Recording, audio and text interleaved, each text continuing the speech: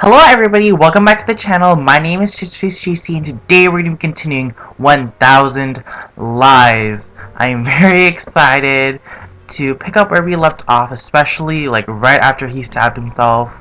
So I'm pretty excited. It's legit like almost 2 a.m. and I was like, you know what, let's record. Because why not? So if I sound a little bit tired, because I am. Sorry. Okay.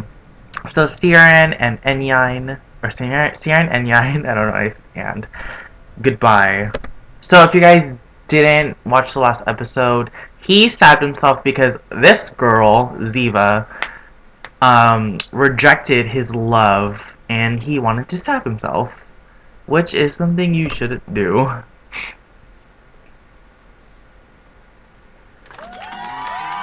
What? Wait, what? Okay. It's over, mission accomplished. Enyain is dead. What the? Thank you all. I hope you had as much fun as I did. The spectators begin to clap. Due to Ziva's popularity, she receives the most attention. You can only hear them cheer her name. Seeing her play that kind of role is something new and bold, something the audience excitedly welcomes. Job well done. There's no better way to start the day, right, compañero? What? Oh my god. Got me effed up. I thought this was real. What the? Okay, whatever. Aussie helps me get up, then I shake off the ketchup on my clothes. My shirt is a complete wreck, but what could I do? It was only a small price to pay in exchange for some laughs. This is so messed up. We aren't known as a class clowns for nothing. We eat pranks like this for our breakfast. Wow. You weren't yourself. You were beating around the bush too much. What the hell was that about? With the wedding and the kids? Believe me, bud, it's not every day that you get a confession from Ziva, even if it was just acting. It's totally normal to start picturing things like a wedding and our four future children together. Wasn't it 3? Okay. Whew. A lot of things has happened since then, compañero. Ignoring my friend's reproductive capacity in his dream world, I tried to get the class attention. The show may be over, but the MC still has something left to say. Please listen, I have something to announce. Be quiet until I'm finished. Ladies and gentlemen, and Aussie. How am I not a gentleman? Thank you for coming to our little production. I do hope all of you enjoyed it. But we mustn't forget to whom we dedicate this practical joke. Someone who also had a small role to play. Round of applause for our already beloved substitute teacher. Okay, I feel so bad for the substitute teacher, because, like, what if she just, like, walked into this? Yeah, I feel so bad for her. She just, like, walked into this, and, oh, I feel so bad. Why would they do this? At first she appears frightened, then she frowns until finally she scowls and begins puffing air out of her nose like an enraged bull. What other reaction could we expect from our little prank? Right now, 3 of us end up in the principal's office, of course. 1000 lives. So I guess that's the prologue. Super excited to begin this game. It's now recess at the Dujain Institute.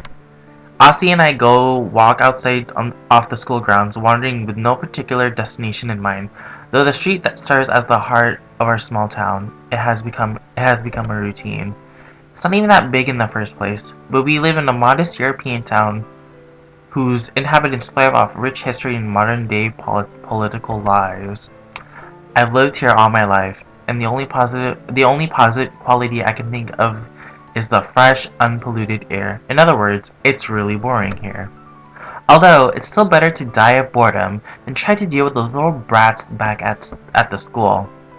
I think Aussie is my favorite character. He's just so witty, and I don't know, he just looks funny. He's like the butt of every joke, I would assume. Damn, I never expected for it to end so badly. I didn't think it was a big deal. He almost killed himself. It was a big deal, hun.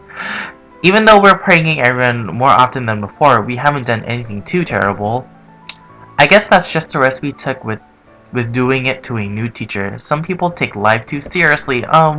Clearly they are inexperienced.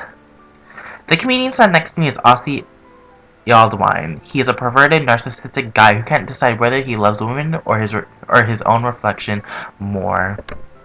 He calls himself a lady killer, and I confirm that it's true, in a literal sense, from shock and terror, usually. Well, to be honest, I know he has a reputation as a womanizer around the school, but from what I've seen, I'm skeptical. He has stuck to me like a parasite ever since I transferred to the school a few years ago. Since then, just like with our little play, we've wasted our time pulling pranks and being dumbasses together. I'm just faking it, but he really has a natural talent for it.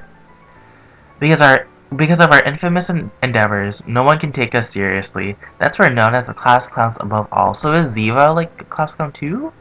In all the years we've been studying here, we've never gotten into any major trouble. Just sometimes getting lectured or complained at. How does he not get expelled or something? Like, the fact that Aussie, although it may seem impossible, has the highest grade in its class probably has something to do with it. What? And I'm just a pretty face, I guess. I'm a lucky guy who knows how to escape before the smoke sets off the alarm. But it seems we scared the new teacher a little too much, especially by pretending she might have an immoral relationship with a student. But what else should we expect from an age that places precedence on political correctness? Real issues are shrugged off while everyone is off living in their own bubbles, dreading that someone may try to pop it. Basically, right now they're discussing where they should chop our heads off and which weapon to use, axe or a guillotine. I don't regret it though. It really wasn't that bad. They're just too sensitive. Boy, that's so scary. Hey, are you listening to me? Are you doodling again? Every time I get distracted, you always have your nose in that notebook. Oh, he's a drawer? It's impressive how long it can take for Aussie to notice his surroundings. Since we left, I've been writing in the small pocket-sized notebook that I always kept with me. And no, I wasn't listening to him. I don't consider it healthy to pay attention to him anyways. I've asked you a couple times already, are you going to show me what you're writing eventually or not? We've been friends for like 6 years, still you've never let me see it? I puff and close the notebook with my thumb and index finger. It's a question that I should expect by now, seeing as this fixation of mine usually catches everyone's attention at some point. No, it's not weird to write entries in a diary or to jot down ideas, neither of which was what I was doing. It's only because I do it so often that it's even noteworthy. What am I writing? No, Aussie, your question is incorrect, seeing as I'm not the only one who's writing anything. It's my hand. It moves it by itself. Every time I have this premonition of a catastrophe, my fingers themselves scribe a future into this notebook. Wait, wasn't there like a notebook like in the beginning of this game? Like one that said, I don't know. There probably was. What? Okay, I'm pretty sure it's this notebook. Is CRN like the bad guy or something? It's been keeping I've been keeping it a secret because this part, if put in the wrong hands, could be used for evil. Oh, maybe, I don't know. Catastrophe? Wait a second, are you shitting me? Catastrophe? How? Am I in danger? Is this like the Death Note or something? My friend's verbosity suddenly accelerates within a second. Meanwhile, I open the notebook and read what I had just written, then turn my gaze away and bite my lip. Hey, I don't like that face. What did you just read? I hope it's not something harmful to me. It's the Death Note. What? What happened? What? Okay, at that very moment, I shiver. It was as if lightning had struck me. With no control over my body, I write a short sentence on a new page and then rip it out as the premonition finishes. Not gonna lie, I got hella scared from that. Oops. Okay, now you're really freaking me out. What did you write? I can't tell you. Ooh, this is... Hand it over. Aussie snatches the crumpled sheet of paper away from me. Finally, while trying to keep a composure that he clearly lacks, he reads the contents. The time is quickly approaching. Something worse than death will hunt you down. Wait. I only touched your shoulder. Why'd you jump? Oh my god, Ziva. How are my favorite guys? I've got good news. What kind of premonition is this, CR? Well, I wrote something worse than death and then Ziva came along. I think it hit the mark. No, okay. I feel like, and yeah, I think he is, like, a fortune teller and everyone's gonna die or something, not gonna lie. What are you talking about, and why do I get the feeling that it isn't good? Let's not get into the details. CR was writing in his notebook again, and I wanted to know what it was, since he never tells us. Ziva moves her gaze from Aussie to me, blinding me with a sparkle shimmering in her eyes so brightly that it resembles a lighthouse. Oh, so Enyang was compulsively writing in his notebook again? Can I see what you wrote too? Can I? Can I? I feel like she a hoe. She tries to steal my pocket-sized notebook by jumping on me, but since I'm used to her trying this kind of thing, I managed to evade her in time and handed it away in my back pocket. Hands off Sigmund Freud. Oh no, I say that, sorry. Geez, so unfair. If you won't show it to me, then your treatment will never progress. And Yain. Don't be deceived by her charm and appeal. Ziva Shani is one of the most dangerous species in the whole world, according to 9 out of 10 experts. What the? While most of my fellow fauna will tell you the opposite since they're madly all in love with her, to me, Ziva is nothing more than a headache. I mean, just look at her. It's like she's straight out with an RPG. It's like she's straight out of an RPG with those clothes. But since she's attractive, everyone just turns a blind eye. Not gonna lie, when I saw this game on Steam, I was like, is this like an RPG or something? Cause like I saw this chick, and she was like dressed in these medieval clothes. Not gonna lie. If I had to describe her, I'd say she's a wannabe psychologist with a touch of insidiousness and deceit, who has also been determined to ruin my life since the very first moment we met earlier this year. Her dream is to go to college and focus on the studies of the human mind, and what better practice than experimenting with mine first. Somehow she found out about my habit of scribbling in my notebook, which she described as interesting, and hasn't stopped bugging me since. She decided I'd be her test subject. Not a week goes by when she doesn't try to psychoanalyze me or fish my paper scraps out of the trash and read them. Even worse, she tries to steal my notebook so she can discover its secrets. At last, now she calls me by my surname. Before that, I was just patient to her. The only thing that needs to be treated is your head, Ziva. Well, what were you going to say before you attacked me? Oh yeah, I almost forgot. I stuck into the teacher's lounge and gave them my biggest, saddest puppy dog eyes so I could pacify them, and blah blah blah. They only gave me the usual speech and sent me away. Aren't I lucky? Well, that should have been expected. It wasn't that bad. I guess I won't be scolded again this time either. Huh? I wasn't talking about you guys, just me. Whoa. Then what part of that exactly do you call good news? I thought you'd be happy for me, Enyain. I didn't expect you to react so selfishly. I think Enyain and Ziva got a little thing going on. Come on, they can't be that hard on us. If they let Ziva get away with it, then our fate will probably be the same. We've done worse things day after day and nothing has ever happened, right? Yeah, but this time it was all the master plan of this lady right here, who also insisted on participating in one of our operations with us. And she doesn't even care what happens to her comrades now. Seriously, that explains why Ziva would participate with us in all of this, but it was you who owed me one, Enyain, so stop complaining. Plus, I was just messing with you. I wouldn't really hang you out to dry. You don't have to worry about anything. The substitute is angry, but the rest of the staff didn't really take it seriously. What kind of school is this? The only thing you've got to do now is apologize to her and shed some crocodile tears to show you how very sorry you are and you're finished. See how easy it is? I can't believe you don't trust me, Enyain. You have such little faith in me. Little to none, anyways. Little to none. Anyways, that was the bare minimum you could have done since you were involved, so stop grumbling. I did help you though, so I want a favor in return. Can you come with me to... Request denied. No favors. Jeez. Come on, what's with the long faces? Remember how In less than a month, finals begin. Less fighting and more having a good time so we can leave this place with a good impression, okay? By the way, Ziva, what kind of favor did he owe you, if you don't mind me asking?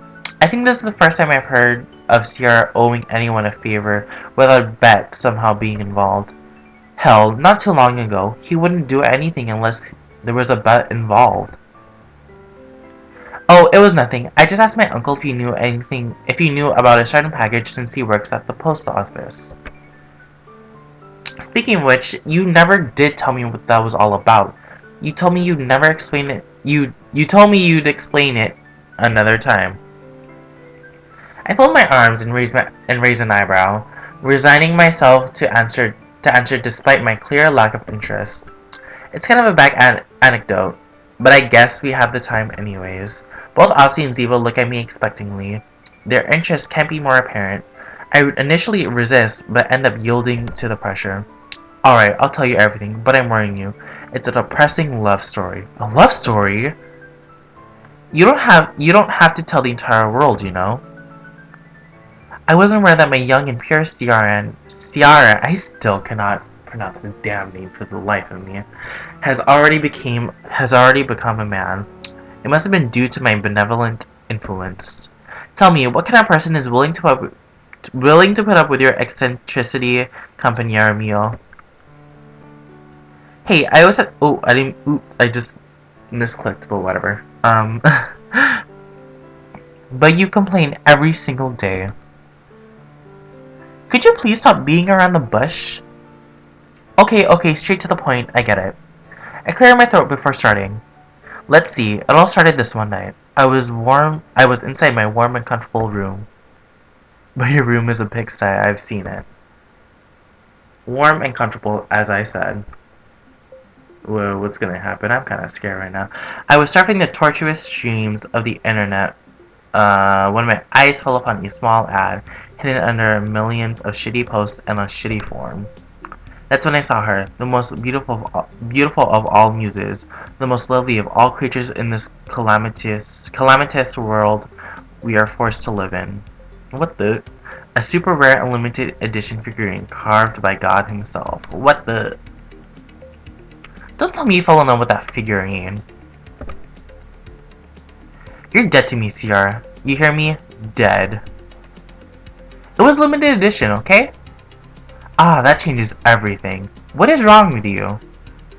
Are you going to let me finish or what? Not even memories are respected nowadays. You humans disgust me. For heaven's sake, can you please just finish?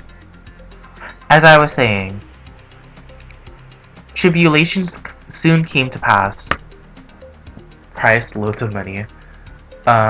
Its price, much like its charm, went beyond the realm of reason. However, I didn't let that stop me. For my love of those 4 inches of hard, solid, shapely plastic outweighed the death knells of my wallet. Although I had now condemned myself to future insecurities, my heart was aflutter with grace and I hit purchase. Now I see where all this is going. Huh? Seriously? Well, he never got his delivery. That's why he asked me if I could ask my uncle to check it out. But that doesn't make sense. Couldn't you just ask the post office yourself? Here's a problem. I didn't order under my name. I bought it with my dad's credit card without him knowing about it, kind of. So I can't even pick it up. That's the drama I've imposed upon myself right now. You can leave your snot rags and tear tissues in the garbage to your left. Thank you very much. That is petty AF. Now a round of applause. You stole your father's credit card. What a model son you are. Yeah, I'm not proud of it. You know, I regretted it afterwards. I plan on paying him back, but I can't do anything if they lost the package. The weirdest thing is how on the website I ordered it from, the shipping page instantly indicated that it was delivered, signed for and everything. Okay, that's a little bit sketchy, hun. I don't know, but there's another mystery. Honestly, your phone is one of those high-tech ones with internet and stuff, right? Can you lend it to me? You mean an iPhone? Don't tell me you have the internet on your phone in this day and age, Enyine. My phone was more useful as a hammer than for communicating. Look at the biceps I got from carrying that thing around. The truth is that it broke not too long ago, and now I gotta buy a new one. but I'm lazy and in no hurry. I'll get a new one when a sale comes around. What an old-timer. How is it even possible for someone to live without a smartphone nowadays? You can come back to the future anytime now, McFly. Don't reason with him, Ziva. He is a lost cause. Here you go, CR. Do you know how to use it? Ozzy then shows me an app to check my email with just like I asked him to. I enter my email address and password with ease on the touchpad and open the very first email in my inbox before presenting the screen to my classmates. What? Is that a threat? The email says the following. Okay, no. I'm scared right now. Not for everybody. Can a figurine really come to life and disappear? If you want to know the truth, go find it. This Monday after class. Oh. You need to bring like a knife with you or a gun. After both of them read it, I hand the phone back to its owner while he's still in shock. He needs to... Okay, this is like some Pretty Little Liars stuff right now, not gonna lie. This is A, guys. Oh my god. This is what I'd like to know. It's almost like someone's challenging me to a duel. No, you about to die, hun. Oh my god. This is insane. You ordered a figurine. You didn't kill anybody. You didn't kill anybody, alright? A lot of people every single day. I haven't been a professional hitman for the last 13 years for nothing. Don't look at me like that. Of course I haven't yet. So who's this Harry H, if I may ask? Don't ask me. I don't know any Harrys. Not to mention that he used one of those free emails that anybody can create. So there's really no way for me to know. What are you guys going to do? I can't see the police investigating the kidnapping of a... This is a threat! You show it to the friggin' police. This is how everything in Pretty Little Liars could have been avoided. Once he started getting texts from A, it could have gone to the police. Like, y'all can just go to the police. Must be some kind of joke. Some internet friend must have known about it and decided to pull a prank on me. No, they want to kill you. Oh my god. You're just going to ignore it? Of course, I'm not stupid. Aren't you curious? I'd like to take a peek, but I wouldn't go alone either, just in case. I would go with the police. I can't live without knowing. I can live without knowing. I'm just upset that someone pull a prank like this after my loss.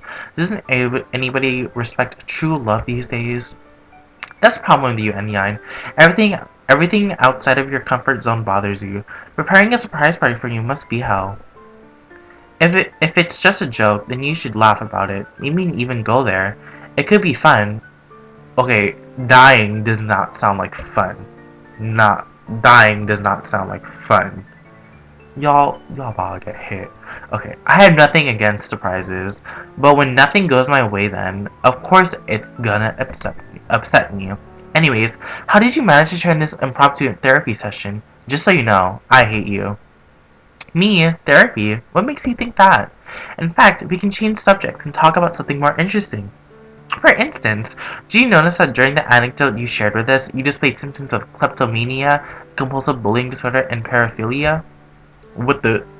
And you don't have a smartphone. That's the worst part, by far. I don't have a cell phone, so I don't have to talk to you two after school, outside of school. And why do you care? The important thing is how everything goes wrong for me and you aren't helping. How is he gonna want... Okay, if he goes to like the location and he don't have a phone, I'm gonna roast him so hard, like, boy. Okay. Well, we killed enough time here. We should probably head back. Yeah, y'all about to get killed too, not gonna lie. With the intention of leaving before Ziva has a chance to toss me on a couch, Aussie stops me with a question. Hey Sierra, before we go, I'd like to know one thing. If that notebook doesn't make you clairvoyant, what does? I chuckle in response. I wrote 2 short notes on different pages and tear them off, handing the first one to Aussie. I'll give you a hint. It isn't actually clairvoyance, but it's something similar. I pat him on the arm, bidding him a farewell, and leaving him behind as he reads the note out loud in a hushed voice. You don't have to flirt with Ziva while I'm looking away. What do you mean? This is more like advice than a premonition. Any bad advice at that? Did you say my name? Did you write something about me? Let Let me see it. Maybe you can come up with symptoms N shows using my deductive abilities. Speaking of symptoms, how are yours, Siva? What do you mean? That love sickness you suffered from our little play. It's possible that you suffered from some. I'm sorry. It's possible that you suffered some after effects, you know, and I just so happen to know of a good remedy. Sex. Okay. Now Ozzy is delirious. That's cute. We'll treat that some other time, okay? Ooh. It's then he finds a second scrap of paper that I wrote, which I slip into his right pocket without him noticing. Huh, that's funny, because she'll turn you down anyways. Impossible. It's unfair that you can predict these things, CR. You won this time. Wait, so whatever he writes, it happens? Okay, I'm pretty sure that this is the death note. Like, if he says that someone's gonna die, then someone's gonna die. Okay, I think I'm going to end it here, guys. It's been 20 minutes. I hope you all enjoyed. It's honestly like 2:20 right now, 2:20 a.m. I'm very tired. I'm tired. I don't know how I decided to record, but whatever.